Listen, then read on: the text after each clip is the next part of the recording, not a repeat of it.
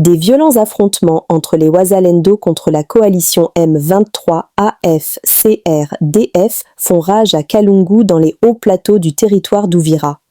Le colonel Ndabagaza avec son équipe n'ont pas de chance. Après des violents affrontements à Muhuzi, Runiwera, Mirandira, Mutanga et Chuya, ils sont allés se grouper à Kalungu où ils n'ont plus le chemin de continuer vers Minembwe ou rentrer où ils sont venus. Ce mercredi matin, les Wazalendo sont allés les attaquer à Kalungu.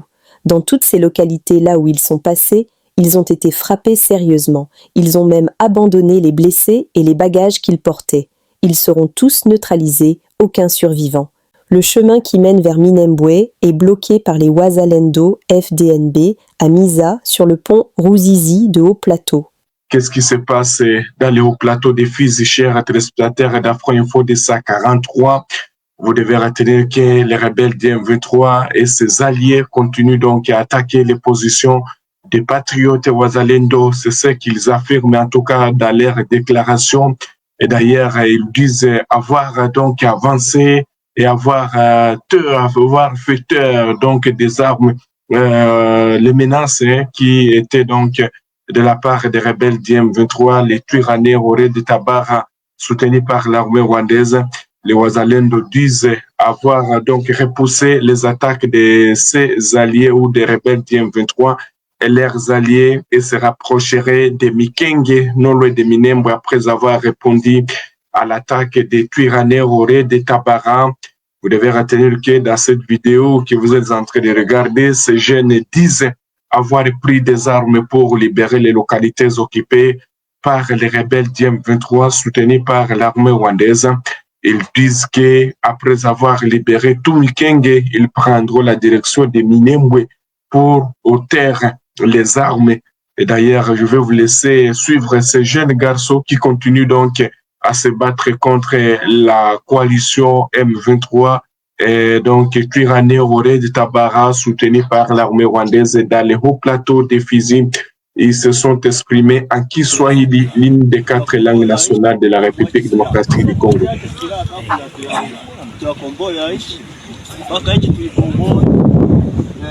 Ndio maana naweza watu tuache silaha sisi tuweze acha silaha chini, na hivi mnaona hii sio shida yetu binafsi, hii ni shida ya nchi, shida ya Kongo, ni shida ya watu wote.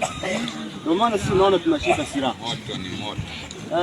kabla tuatosha adui Mikenge, tuweze acha silaha na tutosha Mikenge, macho yetu itaelekea wapi?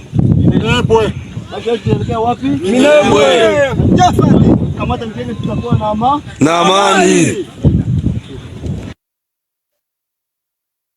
Voilà donc, vous les écoutez en Kiswahili où ils disent qu'ils sont prêts donc à défendre l'intégrité territoriale de la République démocratique du Congo. Ils n'accepteront pas que les rebelles puissent donc prendre des localités et après donc libérer tout Mikenge, ils prendront les chemins de Minembwe. C'est ce qu'ils disent dans ces images.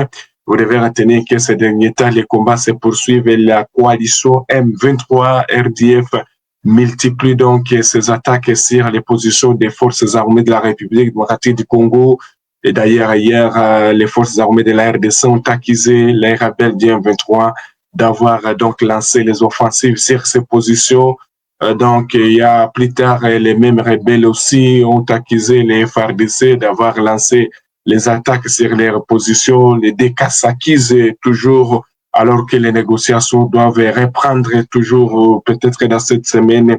La date n'est pas précise du côté de Doha entre les gouvernements congolais et les rebelles du M23 soutenus par l'armée rwandaise. Les lignes de front dans le territoire de Walungu sont donc sont calmes, pas d'affrontements signalés pour l'instant. Chers téléspectateurs d'Afro-Info de 143, également dans le territoire de Calais, il n'y a pas d'affrontement signalé. On va donc revenir avec beaucoup de détails une fois donc les lignes de front vont changer. Surtout, nous nous rendrons également dans le territoire de Mwenga où les positions des FARDC étaient attaquées aussi. Hier même, je vous le disais, mais l'instant, donc c'est mercredi 20 août 2025, les calmes règnent. Alors, je l'ai bien titré que Rutshuru est sous un grand choc qu'est-ce qui s'est passé à Rutshuru aussi pour qu'on écrive aussi que Rutshuru est sous un grand choc. Vous devez retenir qu'il y a donc un rapport qui venait d'être publié ce mercredi 20 août 2025 par l'organisation non gouvernementale Human Rights Watch concernant la situation sécuritaire du territoire de Rutshuru. Vous devez retenir que Rutshuru, certaines chefferies, voire même certaines localités sont occupées par la coalition M23 RDF, et cette coalition est accusée de nouveau d'avoir mis fin à la vie de 140. Donc, à la vie de 141 personnes dans les différentes localités. Vous devez retenir que cette coalition qui est accusée donc d'avoir mené des attaques ciblées sur les paisibles citoyens de la majorité de la communauté Hutu. En tout cas, cette coalition de l'armée rwandaise et groupe armé M23, ça a été accusé dans un rapport publié ce mercredi par l'ONG britannique Human Rights Watch d'avoir attaqué ou d'avoir mis fin à 140 civils, en grande partie des Hutus, dans 14 villages situés près du parc national de Virunga, dans l'est de la République démocratique du Congo. Les groupes armés M23 contrôlés par les Rwandais, selon ce rapport, aurait mis fin à 140 civils, aurait mis fin à la vie de 140 civils, en grande partie des Hutus, comme je l'ai évoqué, tout proche du parc national de Virunga.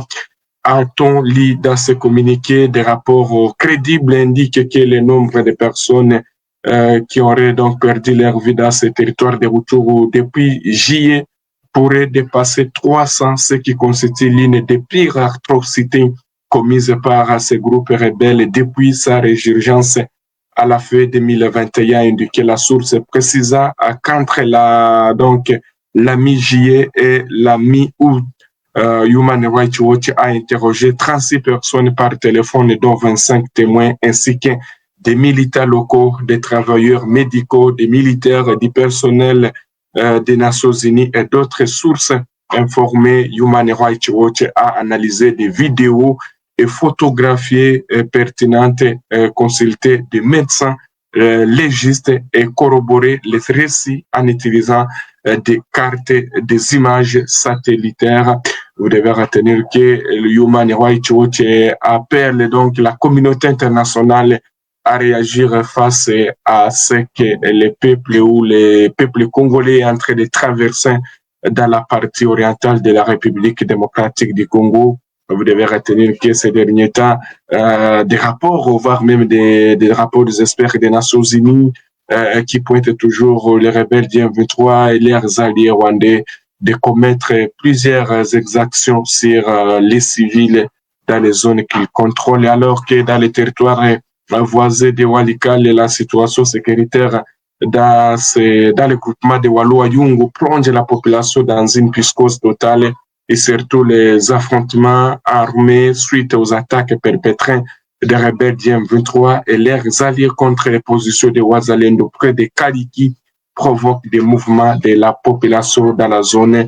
C'est notamment la population des Kangati et Ngenge qui ont commencé à abandonner leurs maisons depuis le lundi dernier suite à cette menace sécuritaire. Cette information est livrée par le secrétaire administratif du groupement Walu-Ayungu Bisika Gwira Thomas, précise que les déplacés se rendent plus au sud du groupement et d'autres dans la forêt, où ils sont donc exposés à toutes sortes de maladies sans une quelconque assistance. D'autres déplacés en provenance de Massissi qui étaient réfugiés dans ces agglomérations ont donc de nouveau pris la route pour se mettre à l'abri. Vous devez retenir que ces derniers temps, les combats aussi s'intensifient dans le territoire de Massissi entre les rebelles du M23 soutenus par l'armée rwandaise et les résistants Wazalendo. Vous devez retenir que malgré plusieurs démarches qui se font sur le plan diplomatique pour mettre fin à cette guerre, rien donc n'est encore fait sur le terrain. Les combats se poursuivent. Ce sont les civils qui sont toujours les premières victimes de ces combats qui se passent dans l'Est de la République démocratique du Congo. Chers téléspectateurs d'Afro Info, Odessa à 43, c'est ce que vous devez retenir. Nous sommes arrivés à la fin de cette édition. Merci à vous de nous avoir suivis jusqu'ici. Si vous avez apprécié ces contenus, n'oubliez pas de vous abonner à notre chaîne, d'activer la cloche de notification pour ne rien manquer de nos prochaines vidéos. Likez et partagez cette vidéo. On se retrouve très prochainement. À bientôt.